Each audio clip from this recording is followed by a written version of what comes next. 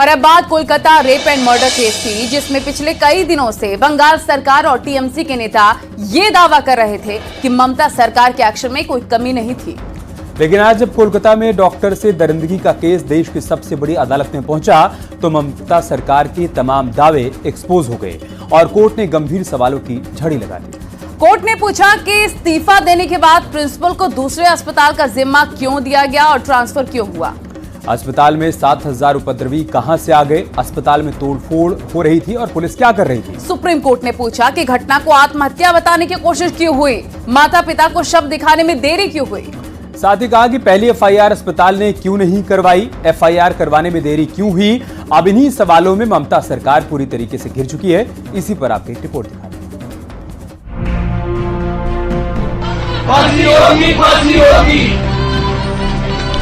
फांसी होगी, फांसी होगी। कोलकाता रेप और मर्डर मामले में आज 8वें दिन भी डॉक्टरों की हड़ताल जारी है। हालांकि सुप्रीम कोर्ट के भरोसे के बाद दिल्ली के राम मनोहर लोहिया अस्पताल ने हड़ताल खत्म करने का ऐलान तो कर दिया है। वहीं देश के दूसरे हिस्सों में हड़ताल खत्म होने की उम्मीद तो है, लेकिन डॉक्टरों की हड़ताल पर फैसला आना अभी बाकी है। डॉक्टर आकाश, ये बताइए कि जो सुप्रीम कोर्ट की तरफ से फैसला हुआ कि टास्क फोर्स बनाया जाएगा, उसके बाद क्या आप लोगों की स्ट्राइक जारी रहेगी? जी, सबसे पहले एट प्रेजेंट हम सुप्रीम कोर्ट के डिसीजन का वेलकम करते हैं। डॉक्टरों की जो सालों से मांग है बेसिक रिक्वायरमेंट्स की, पीने के लिए पानी की, डीडीआर की और जो बेसिक सभी छोटी मांगों का सुप्रीम कोर्ट ने ध्यान लिया और संज्ञान लिया कि डॉक्टर्स की सेफ्टी एक बहुत बड़ा मेजर इशू है और उसके लिए उन्होंने नेशनल टास्क फोर्स बनाई, उससे रिपोर्ट मांगी है। तो सबसे पहले स्वागत करेंगे ऐसे डिसीजंस का। हड़ताल की वजह से देश के अलग अलग हिस्सों में मरीज परेशान हैं और ओपीडी में इलाज के बिना वापस लौटने को मजबूर हैं। कोलकाता की निर्भया को इंसाफ मिले, इसके लिए देश सड़कों पर है और गुस्से में है। पश्चिम बंगाल के राज्यपाल ने इस मुद्दे पर राष्ट्रपति से मुलाकात की और पीड़ित परिवार से बात कर हर मदद का भरोसा दिया। आपसे मिलना चाहिए। मैं उसका पिताजी बोल रहा हूँ। या मालूम, हम सब आपके साथ हैं।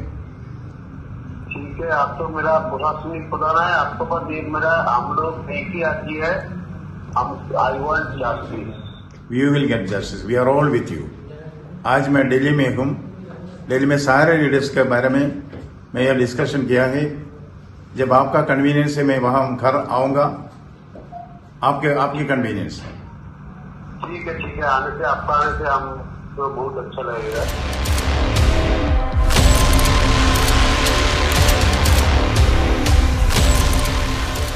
वहीं बीजेपी ने एक बार फिर पूरे मामले में पश्चिम बंगाल सरकार और मुख्यमंत्री ममता बनर्जी पर सवाल उठाए हैं। बीजेपी ने पूरे मामले में सरकार पर आरोपियों को बचाने का आरोप लगाया है। विशेष करके हम 21वीं सदी में महिलाओं को कैसे दिखते हैं, कैसे व्यवहार करते हैं और सरकारें उसके प्रति कैसे संवेदनशील होती है, यहाँ की स्थानीय सरकार की जो रवैया रहा है ये बहुत ही चिंताजनक विषय है। कि तृणमूल कांग्रेस की सरकार तो पूरी निर्लज्जता के साथ अपराधियों को संरक्षण और पोषण देने में तो लगी हुई है, परंतु इंडी गठबंधन का किरदार भी साफ हो गया। कपिल सिब्बल वकील हैं पश्चिम बंगाल सरकार के, एक दूसरे के अपराधों के संरक्षण के लिए खड़े हैं। यही नहीं, मामले को लेकर टीएमसी में भी सवाल उठने लगे हैं। कुणाल घोष के बाद एक और टीएमसी नेता ने मामले में अपनी ही सरकार पर सवाल उठाए हैं। टीएमसी से राज्यसभा सांसद जौहर सरकार ने एक्स पर पोस्ट करके प्रिंसिपल को सस्पेंड करने की मांग की। वहीं कोलकाता रेप और मर्डर में आरजी कर मेडिकल कॉलेज के तत्कालीन प्रिंसिपल संदीप घोष से आज भी सीबीआई पूछताछ जारी रही। संदीप घोष को सीबीआई ने आज 5वें दिन पूछताछ के लिए बुलाया था।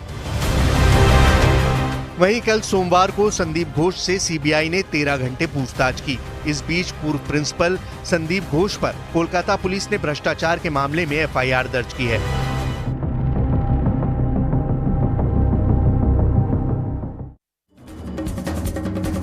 एक तरफ सुप्रीम कोर्ट के सवालों से कोलकाता कांड में ममता सरकार सवालों के घेरे में है, तो दूसरी तरफ अब उनके पॉलिटिकल साथियों पर भी सवाल खड़े होने लगे हैं। क्योंकि महिला सुरक्षा पर राहुल गांधी और अखिलेश यादव सुविधा अनुसार बयान दे रहे हैं। आपको सुनवाते हैं।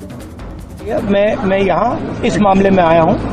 अब मैं जानता हूँ कि आप इस मामले को उठवाना नहीं चाहते हो, आप डिस्ट्रैक्ट कराना चाहते हो। देखिए, मैं कोई घटना हो उस पर राजनीति नहीं करनी चाहिए, और घटना पर राजनीति करने का हुनर अगर किसी के पास है तो भारतीय जनता पार्टी के पास है। कोई घटना हो जाएगी, उसका राजनीतिक लाभ और दूसरों को बदनाम करने का अगर टैलेंट किसी के पास है तो भारतीय जनता पार्टी के पास है। कहीं देश में बेटियों के साथ घटना हो, किसी नारी के साथ घटना हो, दुखद है, उसके लिए कार्रवाई होनी चाहिए। और ममता बनर्जी जी खुद मुख्यमंत्री, महिला मुख्यमंत्री हैं, आप उससे उम्मीद नहीं करोगे कि वो तो करेंगी कार्रवाई।